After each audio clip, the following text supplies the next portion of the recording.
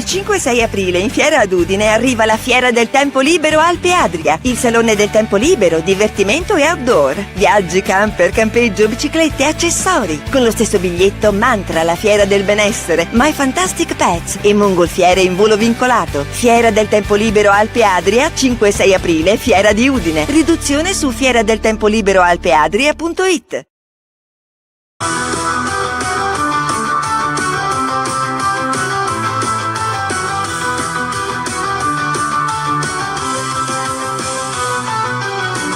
Udinese lotta mai si arrende, Udine top anche nel basket, il cuore si accende, Cividale, grinta e passione, Valle Calmasson svola, che emozione, l'agenda chiama, resta con noi, Friuli Sportivo, siamo eroi, risultati con l'azione, ogni giorno un'emozione.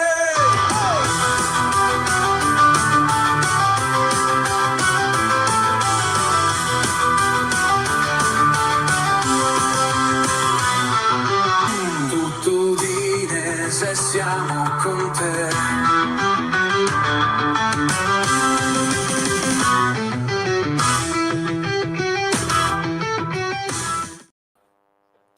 Benvenuti alla nuova puntata dell'Agenda. Siamo qui anche giovedì 27 marzo per parlare di tutto quello che riguarda lo sport friulano, ma mi hai messo in primo piano, ma non sarò da solo, quindi diamo il benvenuto ai nostri ospiti. Lo facciamo dando il benvenuto da casa, dalla Toscana, ad Alessio Galetti, che è in trasferta, perché poi dopo sappiamo che ci dà sempre una mano nel seguire tutte le squadre. Ciao Alessio, come stai? Tutto bene, ciao a tutti.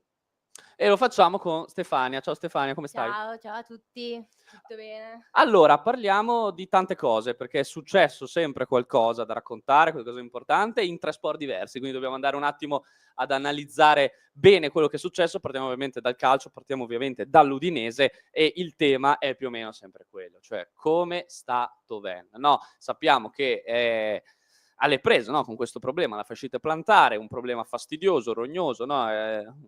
Non so se tu l'hai mai avuto. No, per fortuna Per no, fortuna però no. credo faccia male. Non so, tu Alessio l'hai mai avuto? No, ancora. No? Benissimo, è come se un ago ti continuasse a punzecchiare la pianta del piede. Così, continuamente, zac, zac, quindi fa un male boia e fino a un certo... Cioè, ci puoi giocare sul dolore, infatti Toven ha giocato più diverse partite col dolore fino a che arrivi a un punto che non ce la fai più. E il punto è arrivato col Verona, saltato, adesso è un po' in ripresa, anche se sente ancora dolore, quindi fino a notizie di ieri, perché adesso i ragazzi si stanno allenando, quindi dobbiamo aspettare finisca l'allenamento un attimo per capire cosa è successo, cosa succede oggi, ma fino alla notizia di ieri Florian Thauvin si allena a parte con un allenamento differenziato. Quindi, punto di domanda, Thauvin sì, Thauvin no. Se Thauvin sì, con quanto minutaggio? No, quindi arriva anche un po' questo problema. Quindi Stefania, se tu adesso fossi Runic, no? Ti metto un po' nei panni dell'allenatore, ti arriva questa partita con questa situazione complicata da gestire, alla quale io poi ci aggiungo anche un Sanchez che torna alle nazionali non al 100%, diventa anche difficile un attimo capire quale giocatore affiancare a Luca. Sì, diventa difficile anche perché comunque vai a Milano e trovi un Inter indebolita, quindi vai a Milano a giocartela al 100%, però ti manca una pedina importante come il capitano Thauvin ed è complicato lì capire come gestire questa situazione qua. In più appunto Sanchez che non è al top della forma, ha saltato gli impegni con la nazionale pur essendo partito perché sono tornati i fastidi fisici. Non è facile gestire questa situazione e Runjaic non ha troppe pedine a disposizione. Può essere il momento di mettere Davis in campo? Potrebbe. Può essere il suo momento a partire dal primo minuto con Lucca? Però sì, la speranza è quella di rivedere Thauvin, Ovviamente. anche magari solo per un tempo o qualcosa di meno, però la speranza è quella. Alessio, con un Thauvin che bisogna ancora capire come starà, perché poi alla fine il vero provino sarà oggi, perché poi domani ci sarà l'ultimo allenamento e già sabato parliamo di rifinitura, quindi oggi è già il primo provino per capire se effettivamente può essere utile alla causa Inter, cioè diciamo con un minutaggio importante, o seppure magari verrà convocato con quei 15 minuti a disposizione, che comunque diventa sempre importante, però cambia il discorso. Quindi io ti dico, vedresti più un Davis, più un Iker Bravo in caso, come gestiresti questa situazione? Io sono più per l'opzione Davis, sinceramente, perché quando hanno giocato in coppia lui e Luca, quest'anno hanno sempre dimostrato di trovarsi bene e di disputare ottime partite, come ad esempio quella contro il Cagliari, che sono andati a segno entrambi. Runes nel corso di questa stagione ha dimostrato che comunque quando ha dei giocatori che magari non stanno benissimo fisicamente tende a non rischiarli. Sì, Di conseguenza penso che sarà lo stesso con Toven, però non è da escludere neanche l'ipotesi di Iker Bravo, che comunque potrebbe dare una qualità diversa rispetto a Davis, ma una fisicità minore, e quindi potrebbe anche creare dei problemi alla fase difensiva dell'Inter, magari giocando più arretrato, venendosi a prendere il pallone più indietro, e magari Luca verrà lasciato un po' più da solo. Ma secondo me, visti anche i difensori dell'Inter, e nonostante l'emergenza che hanno i nerazzurri, secondo me l'opzione migliore è quella di Davis. Hai citato bene, no? Anche l'Inter non è in una situazione ideale, no? Aveva parlato prima anche Stefania, è un Inter che comunque sappiamo, no? È impegnato su più fronti, praticamente è una delle candidate alla vittoria finale in ogni competizione alla quale partecipa, quindi comunque è un Inter molto impegnata, iper impegnata, che non può focalizzarsi su una sola competizione e basta, e che arriva a una gara come quella con l'Udinese post nazionali con qualche acciacco, con qualche assenza, quindi vediamo un attimo un po' il recap, no? della situazione, no? In casa Inter sappiamo che ci sono delle assenze certe. Ok, faccio esempio quella di Bastoni, che è squalificato, quindi ovviamente non ci sarà a San Siro. Dumfries, Lautaro e Zielinski, no? Si sono un po' aggiunti tra queste 2 settimane, un po' tra gli impegni nazionali, no? Lautaro, sappiamo tutto il suo caso, no? Eccetera, eccetera. Ci sono dei giocatori un po' in dubbio che provano a strappare una convocazione all'ultimo, tipo Zaleschi e De Vrij, e poi invece ci sono anche dei rientri importanti, no? Penso per esempio, Stefania, a quello di Di Marco, che sappiamo che è un giocatore che comunque, soprattutto sull'esterno, riesce a farti la differenza, no? In questo campionato. Quindi è un Inter un po' che devi anche capire come si presenterà, con che uomini in campo. Sì, Di Marco, ma non solo Di Marco, perché comunque rientra anche Darmian, che nel corso della stagione si è sempre dimostrato utile in diverse occasioni, quindi anche questo è un rientro importante. Manca ovviamente la qualità che porta Lautaro davanti, che sarà molto probabilmente sostituito da Correa, perché al momento c'è Correa in pole per sostituirlo ed è in vantaggio su Arnautovic. Manca Bastoni per squalifica, come hai detto tu, ed è anche quella un'assenza importante. Si prova a vedere la situazione De Vrij, nel caso dovessero recuperare De Vrij lui può sicuramente coprire bene il ruolo e può portare qualità alla squadra. Comunque l'Inter, come dicevi tu, adesso è in corsa su ogni competizione, perché prossima settimana ha il derby di Coppa Italia con il Milan, attualmente è capolista, però c'è anche la Champions League, dovrà affrontare il Bayern Monaco ad aprile. Non è in un momento semplicissimo, pur essendo un momento importante, visto tutte queste competizioni, non è un momento semplicissimo e di conseguenza l'Udinese può andare lì ed approfittare di questo momento di debolezza e dovrà farlo, assolutamente. Dovrà farlo, esatto, no? Perché paradossalmente è veramente una partita che l'occasione migliore possibile per ripartire, no? Io l'ho definita così ieri, poi non so cosa ne pensi tu, Alessio, perché dicevo, no? Tu arrivi dopo un filotto di partite, una sconfitta col Verona che ha un po' spento l'entusiasmo, no? Che tu avevi creato, sia con le prestazioni, ma soprattutto anche con i risultati.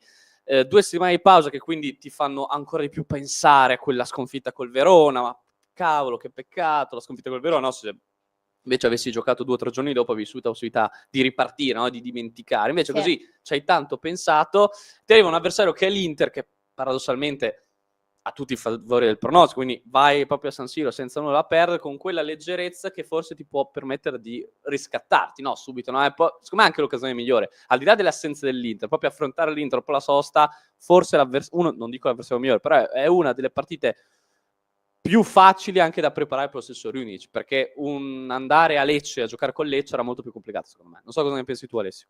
Sì, io sono d'accordo con te e ti dirò anche che sono abbastanza fiducioso per la partita di San Siro perché l'Inter è in emergenza e comunque, ad esempio, elementi come Bastoni e Lautaro, che sono dei pilastri nella squadra di Inzaghi, verranno a mancare e non sarà semplice sostituirli, anche perché quest'anno, secondo me, i nerazzurri hanno dimostrato che le seconde linee non sempre danno garanzie.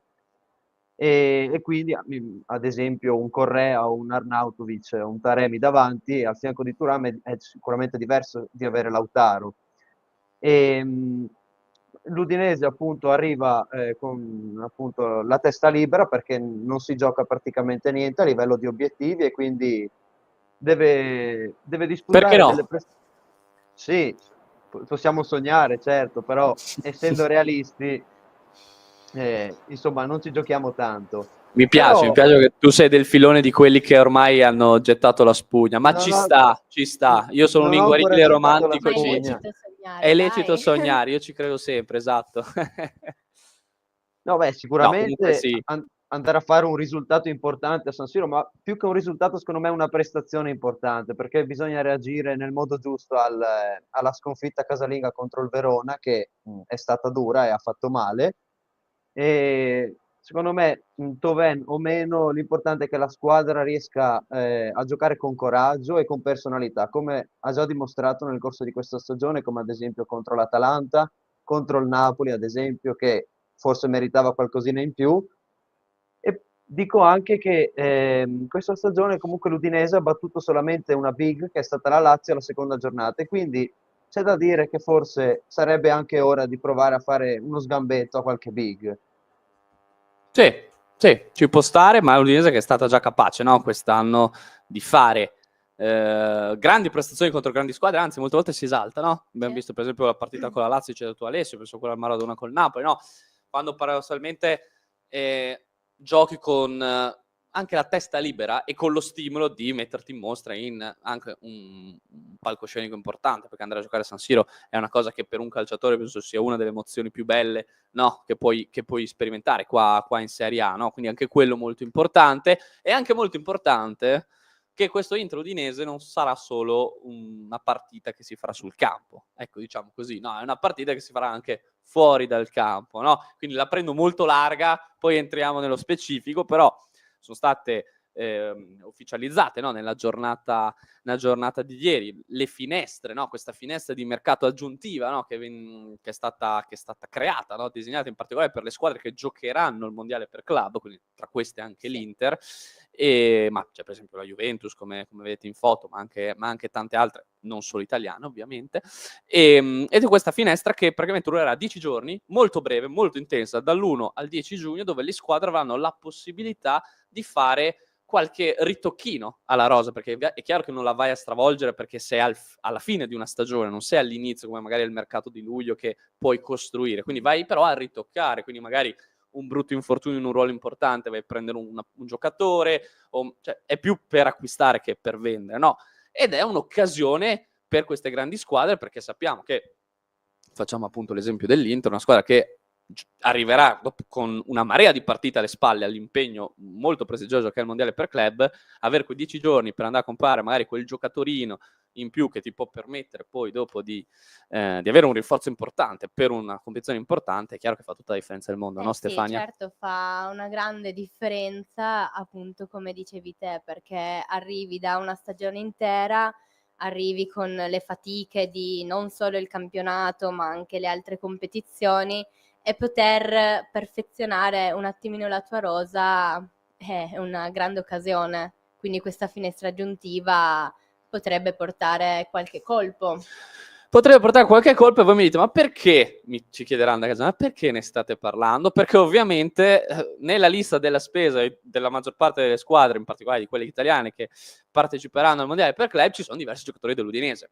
È inevitabile, è anche, passatemi il termine, normale quando fai una stagione così positiva come è fino a questo momento quella dell'Udinese, che le grandi squadre cominciano a interessarsi ai tuoi giocatori, e quindi anche l'Inter sappiamo che un po' guarda da un po' di anni, ma in quest'anno in particolare sta guardando soprattutto per alcuni giocatori in casa udinese, e uno di questi, neanche faccio il nome, da un po' di anni in realtà che lo guarda, è Jaca Biol, no? Alessio, no? Un po' questo interesse per un giocatore che comunque è al terzo anno che sta facendo da titolare all'Udinese, quindi ha fatto anche una sorta di percorso di crescita, no? come giocatore, arriva all'Inter, e è chiaro che per un giocatore così, sai, ti viene a bussare alla porta l'Inter, può essere uno stimolo, no? E farlo il primo 2, 3, 4 giugno, quando sarà, con la stagione con l'Udinese già conclusa, è chiaro che è una finestra che secondo me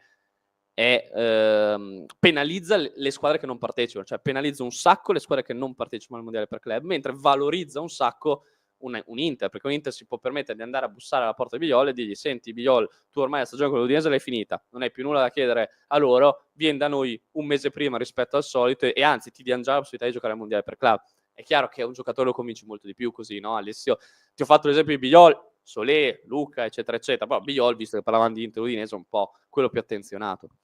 Sì, poi come hai già detto tu prima, l'Inter è da anni, è da moltissimo tempo che ormai è interessata allo sloveno, e appunto è la terza stagione, però secondo me quest'anno ha fatto il definitivo salto di qualità dal momento in cui è arrivato Solé, che ha trovato appunto quella continuità di prestazioni che secondo me negli scorsi 2 anni non aveva avuto.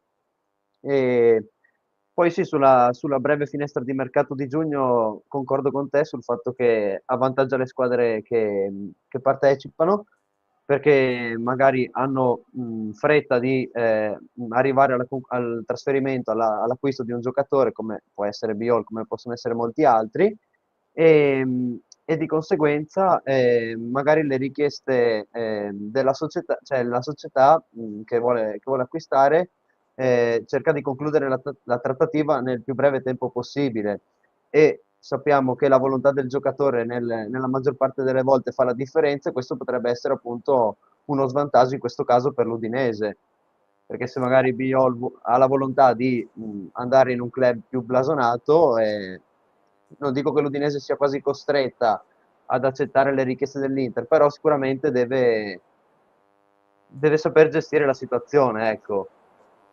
E sai che situazione c'è da gestire? Perché mentre parlavamo è arrivata una notizia parecchio importante, e si ferma il Nigno, sapevamo, no, dei problemi nazionali, ne avevamo parlato, no, che aveva avuto questo infortunio, no, questo risentimento muscolare, definiamolo così, che non gli aveva poi permesso di allenarsi con i suoi connazionali, no, in questa breve pausa per le nazionali. Nigno, che è tornato a Udine, ha sostenuto gli esami strumentali. Vi leggo al volo il report.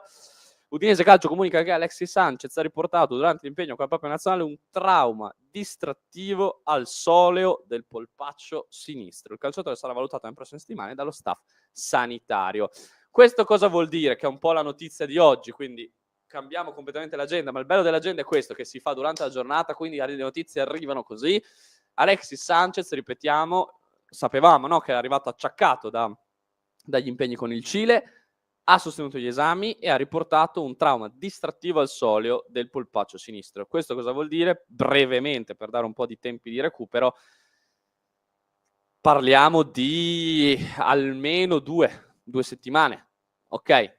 20 giorni, ok, per farci capire. Quindi sicuramente Alexis Sanchez non ci sarà a San Siro con l'Inter, quindi non ritorna per la seconda volta quest'anno nella sua ultima squadra italiana prima dell'Udinese, ma è un'assenza pesante, Stefania, in un anno sfortunatissimo a livello fisico, no? È l'ennesimo infortunio, l'ennesimo acciacco, l'ennesima ricaduta di un giocatore che doveva venire per cambiarti da così a così la squadra, alzarti il livello, e purtroppo non ha avuto neanche mai il tempo di mettersi in mostra perché è sempre stato infortunato. Diciamo che poi non aiuta neanche l'età che ormai ha Sanchez, perché comunque, vista l'età ormai che ha raggiunto, i tempi di recupero sì sono quelli, però il fisico non è quello di un ventenne, di un 25enne, quindi magari se a 20 anni hai 2 settimane di recupero da un infortunio, quando hai l'età di Alexis Sanchez è già più complicata la faccenda.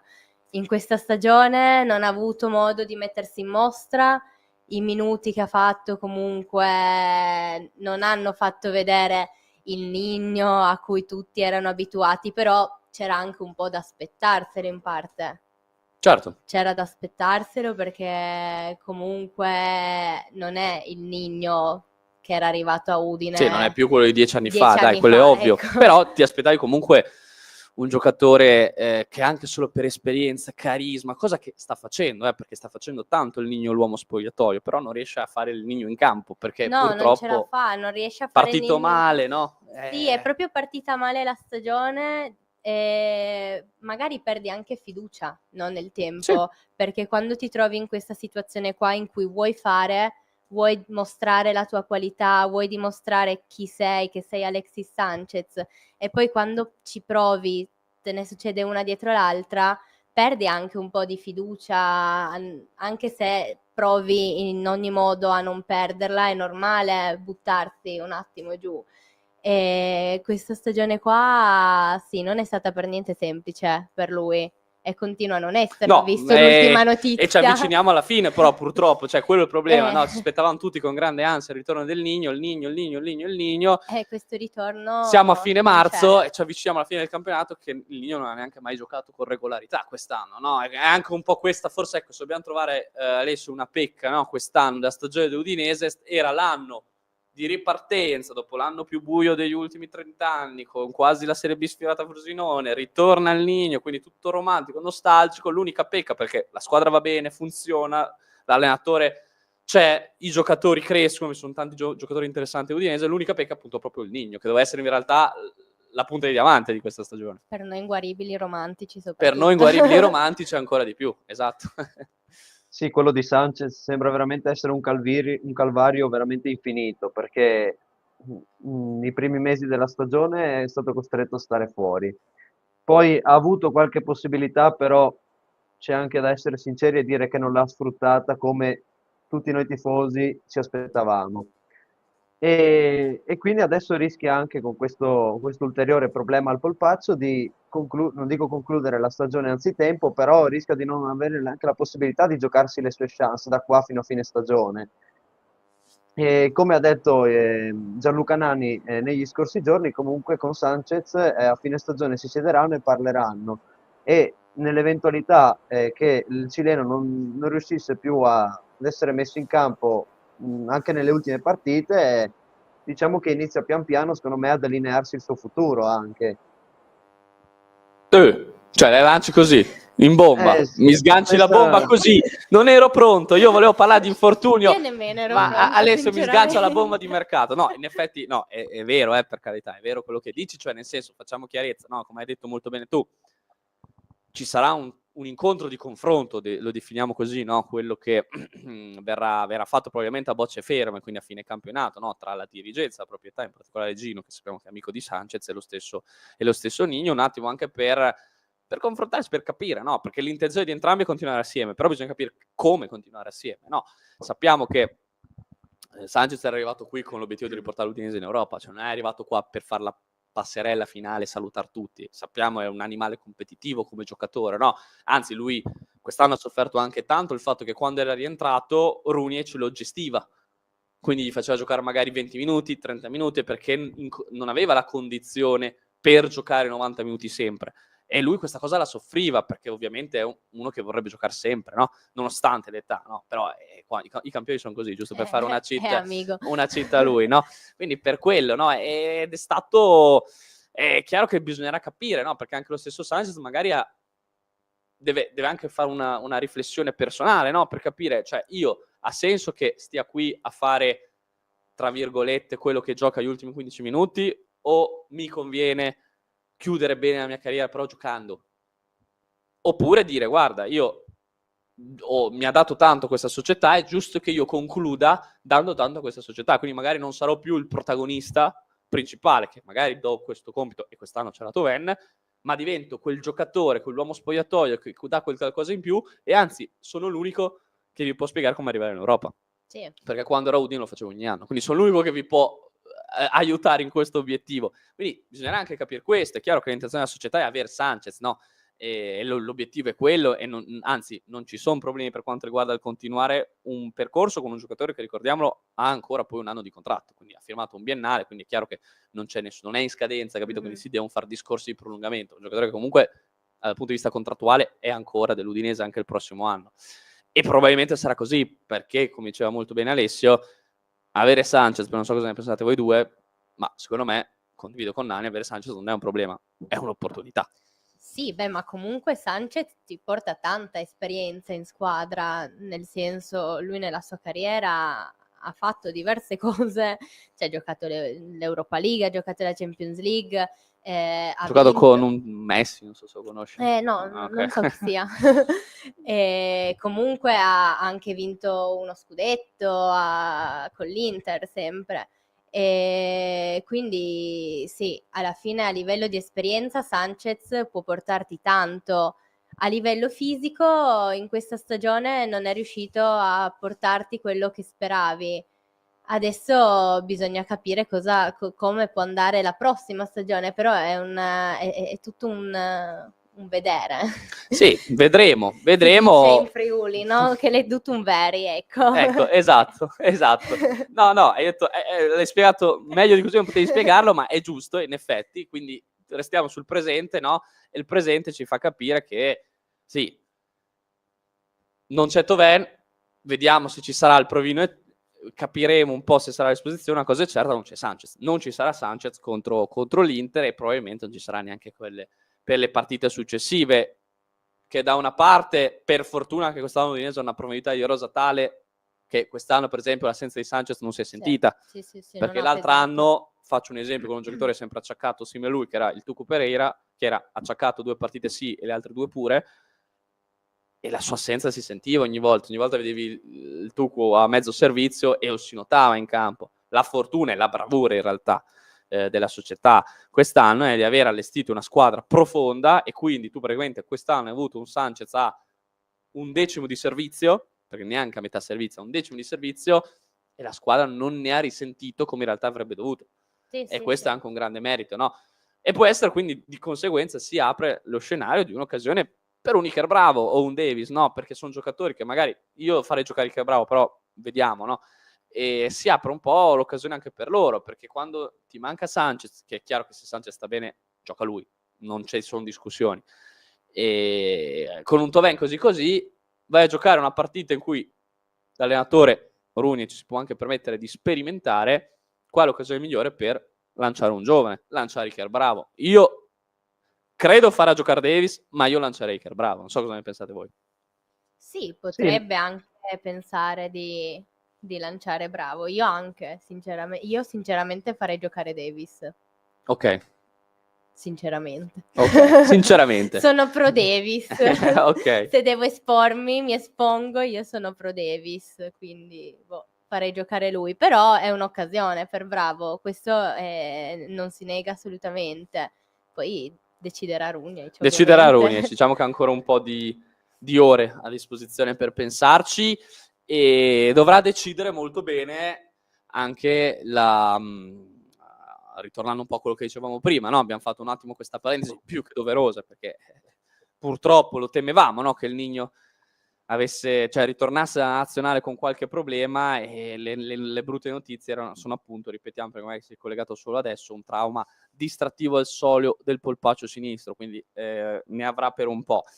Ritornando invece a parlare di quello che parlavamo prima, è chiaro che questa finestra penalizza, e un giocatore come Bigliol, che è chiacchierato e tutto, se ne parlerà molto di Bigliol pre, durante, post Inter-Udinese, tra chi di dovere, no? Perché è chiaro che si crea un'occasione interessante, no? Sappiamo dell'Inter che ha bisogno di comprare un centrale di difesa, no? Acerbi all'età che ha, De Vrij non si capisce bene ancora cosa farà del suo futuro, quindi è chiaro che serve uno che sappia giocare anche a 3, e Bigliol ha giocato a 3 fino a 2 mesi fa, quindi sa farlo, è affidabile, chiaro che diventa un giocatore anche interessante. E vediamo, sono discorsi ovviamente che si iniziano adesso, poi li approfondisci con calma fra qualche settimana, poi arriva a giugno, però con questa finestra anticipata del mondiale per club è chiaro che questi discorsi li puoi già cominciare a fare adesso, no? Perché sappiamo che non è che si fa tutto in una settimana, si parla mesi e mesi prima di queste cose. Però è chiaro che con giugno che è alle porte, col mercato che l'Inter sicuramente non rimarrà con le mani in mano, è chiaro che diventa un'occasione di mercato anche per uno Jacabiol. E quindi bisognerà capire anche questa situazione, detto che per quello io dico che penalizza, perché è chiaro che secondo me non ha completamente senso sta cosa, perché un giocatore, penso a un Jacabiol, ipotizzando ti venga a bussare l'Inter, come dicevo, che ti dà quel fascino di vieni a giocare un mese prima da noi, intanto giochi il mondiale per caso, dici wow, bellissimo, dico subito di sì. E un giocatore del cioè questa cosa penalizza notevolmente squadre come l'Udinese. Perché? Perché con che testa gioca le ultime 5 partite Biol? Se sa che l'Inter gli ha detto dai, finisci veloce il campionato, mi raccomando, non ti far male, anzi non ti far male, mi raccomando che così a giugno ti prendiamo e vieni da noi. Sono tutte dietrologie, per carità, ma sappiamo come funziona il calcio, non è un mondo di fiabe, sappiamo come funziona, quindi dietro le quinte è chiaro che un Biol, se sa che dal 1 giugno va all'Inter e gioca al mondiale per club, le ultime 3-4 partite le gioca al freno a mano tirato. Non sto facendo l'esempio di ho fatto l'esempio di Biol in generale, non sto dicendo che lui sta facendo così, anzi credo che sia uno dei pochi che non si è mai fatto troppo influenzare dalle voci di mercato, però noi parliamo di Udinese, faccio esempio di Biol, ma anche in tutte le altre squadre è chiaro che diventa una situazione che secondo me questa idea della finestra aggiuntiva penalizza un botto le squadre che non partecipano al mondiale per club, anzi non ha senso, detta come va detta, perché se tu hai la possibilità di partecipare a questa competizione e lo sai dall'estate scorsa, ti organizzi per tempo, secondo me, anche a livello proprio di costruzione della rosa. Sì, però allo stesso tempo c'è tutta una stagione di mezzo, quindi puoi anche organizzarti per tempo, però quello Certo. che succede nel corso di una stagione non puoi saperlo in anticipo. Quindi, da una parte, anche secondo me, questa finestra aggiuntiva va a penalizzare tutte quelle squadre che non giocheranno il mondiale per club, però da una parte vediamo come andrà. Vediamo se effettivamente qualche squadra riuscirà a fare qualche colpo importante in questa finestra o meno, perché non è detto che poi arrivino effettivamente i colpi in questa finestra aggiuntiva o no. Non si sa ancora. Vediamo, Comunque, però secondo me qualcosa si muoverà. Spero non via dall'Udinese, però qualcosa si muoverà. No, ma Biol sappiamo che comunque non è una novità che l'Inter sia interessata a lui, e quindi arriverà a Milano da osservato speciale. Sì, se posso dire... Vai. Se posso dire, sono d'accordo con quello che avete detto e penso che comunque la prestazione di Biol, che farà Biol contro l'Inter, comunque secondo me potrebbe essere proprio una conferma magari per i dirigenti nerazzurri Chiaro. se effettivamente puntare su di lui o meno.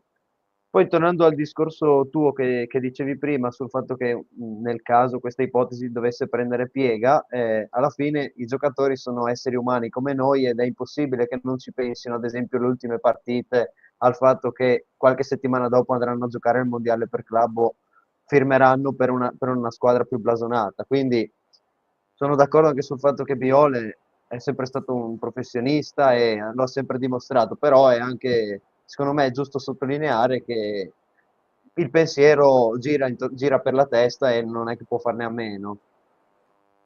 Esatto, e vediamo cosa succederà. Domani sarà una giornata molto importante, quindi mi raccomando tutti a seguire l'agenda di domani, perché ci saranno le prove di Runic, ci sarà il pre-partita, entriamo davvero nelle pre-partita, quindi riusciremo anche un po' a capire meglio, no? Cosa ci dobbiamo aspettare anche a livello di uomini, più che altro, no? Sia dall'Inter, ma in particolare dall'Udinese, visto che parlerà Runic, e quindi sarà interessante anche capire come è stato Van, se sarà più Davis, sarà più Iker Bravo, ma ne parleremo con calma dell'agenda di domani, che vi ricordiamo, appuntamento sempre ogni primo pomeriggio qua su Tutto Udinese. Switchiamo sport, perché c'è la palla da calcio, ma c'è anche la palla da basket. Mi fate vedere la classifica aggiornata. Perché? Perché il basket non riposa mai. Ieri c'è stata una partita importantissima, perché ha giocato Rieti e Rimini, che sono due squadre che di vertice di questa stagione. Ha vinto Rimini anche abbastanza convincente, in particolare grazie a un ultimo quarto importante, e questo cambia molto una classifica che, come possiamo vedere, è molto ridotta, vede tante squadre in pochi punti, in particolare la vittoria di Rimini mette un po' più di pressione a Udine, perché Rimini adesso pareggia il numero di partite con l'Apu, si porta a 2 vittorie di distanza, con lo scontro diretto ancora da giocare a Udine, contando che l'andata poi l'ha vinta Rimini, quindi Udine dovrà, se vince, anche pensare di provare a ribaltare la differenza canestri. E in particolare poi c'è il discorso di Rieti, perché Rieti è chiaro che era una squadra che contendeva per un buon piazzamento playoff e contende ancora, perché come vedete la classifica una sconfitta non ha cambiato praticamente tanto rispetto alla sua stagione, perché è ancora in piena corsa playoff.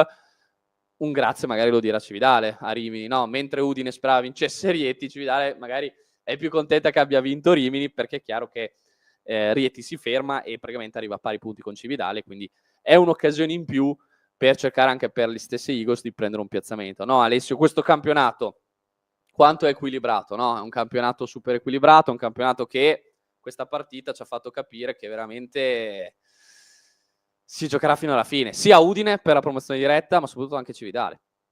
Sì, io voglio ricollegarmi alle parole di Cos Dell'Agnello appunto dopo la vittoria di ieri sul campo di Rieti, che comunque ha sottolineato il fatto che ormai la corsa al primo posto è chiusa. Io penso con tutta sincerità Che che sia gioco, tutta per dai, tattica, perché esatto. alla fine 4 punti di distacco con lo scontro diretto non dico che cioè, si possono essere raggiungibili.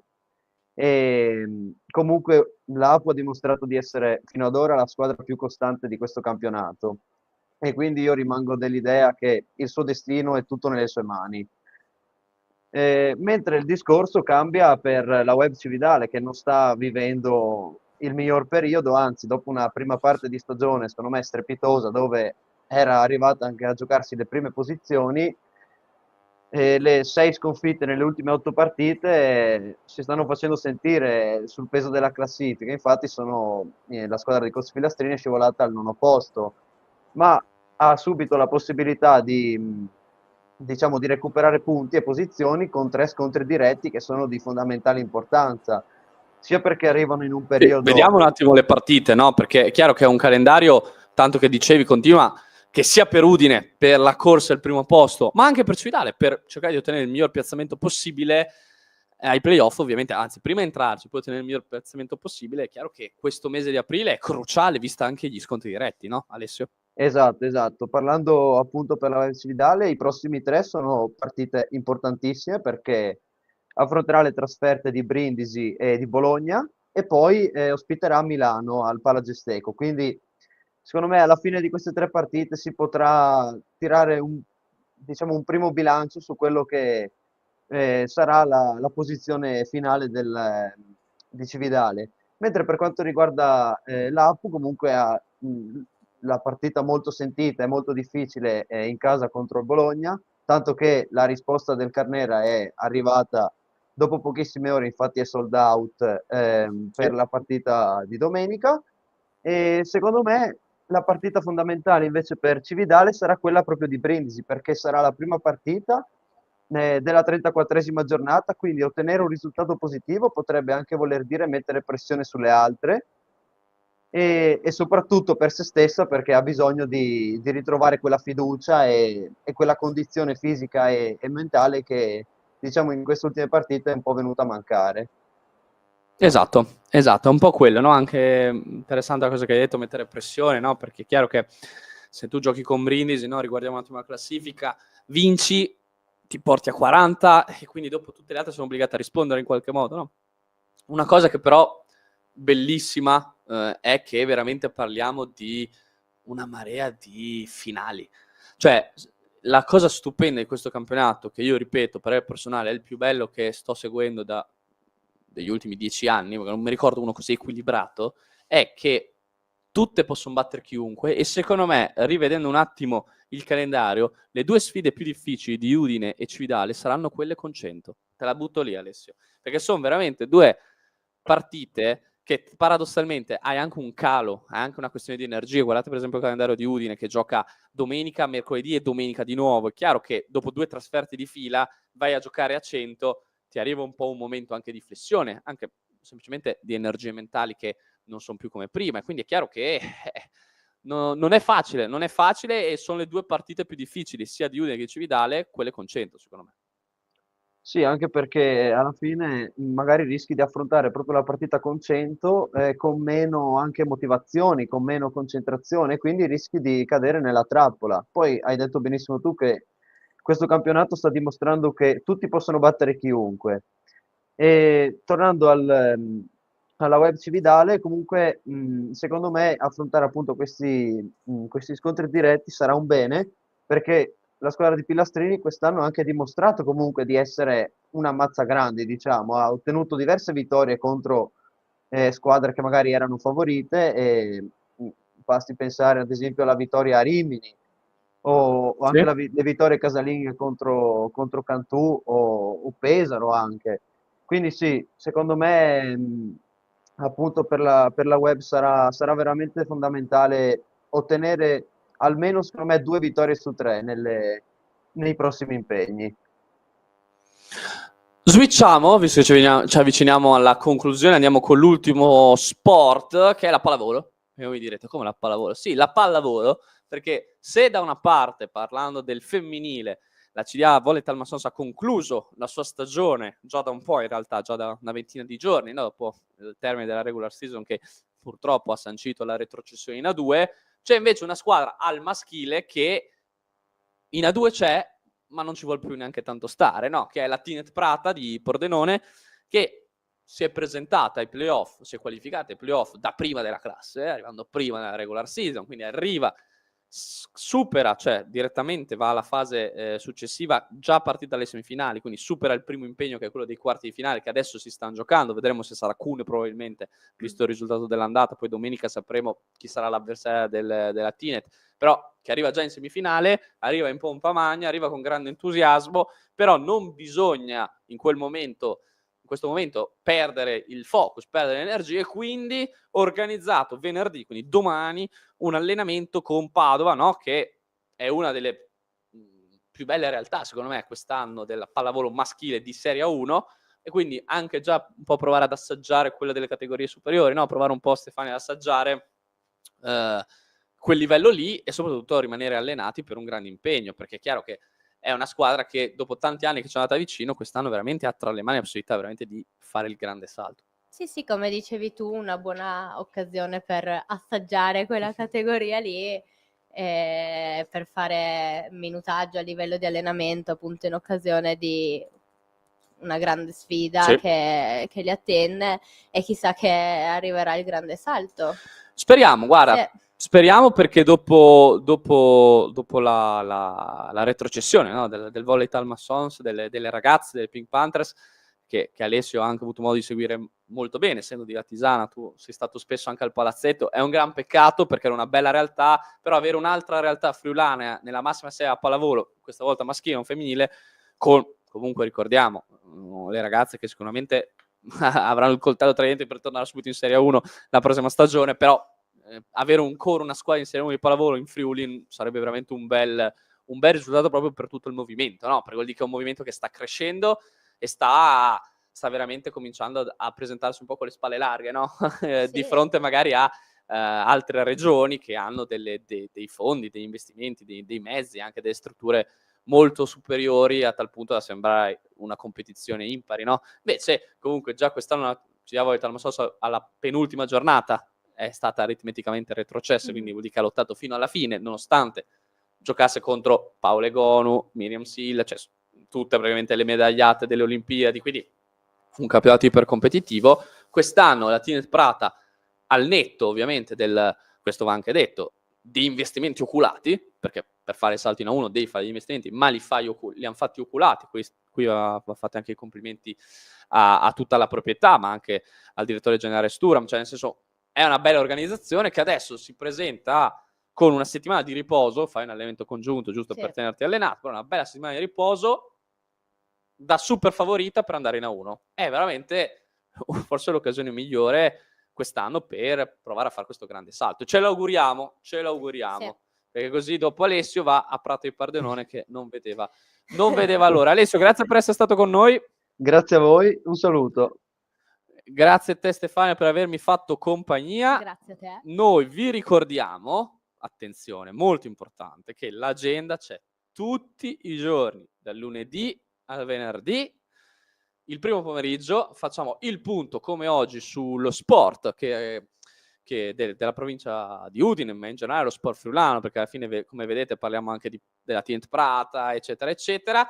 Domani giornata importantissima, vi do un po' di piccole anticipazioni, poi dopo, come sapete, l'agenda, come avete visto oggi con Sanchez, no? Notizie che vengono in continuo aggiornamento, però piccole anticipazioni ve le possiamo dare. Occhio domani, perché domani entriamo nel pre-partita, sia per quanto riguarda il calcio, con la conferenza stampa di Runic, le ultime dall'allenamento, Toven, eccetera, eccetera. Soprattutto il basket abbiamo anche, no? Quindi con la Web che si prepara alla trasferta di Brindisi, l'Apu che si prepara a ospitare la Fortitudo, quindi abbiamo veramente tanta carne al fuoco, diciamo così, e ovviamente noi vi accompagneremo in questo pomeriggio di sport. Detto questo, un saluto a tutti e ci vediamo domani, sempre qui con l'agenda. Un saluto.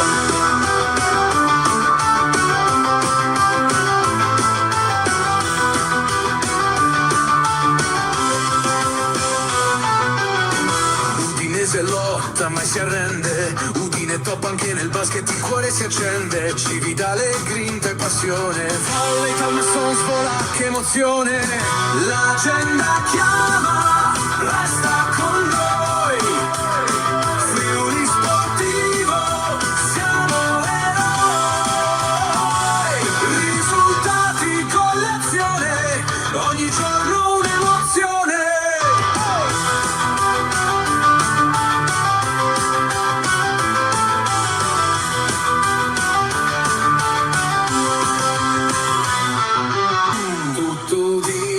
Se siamo con te.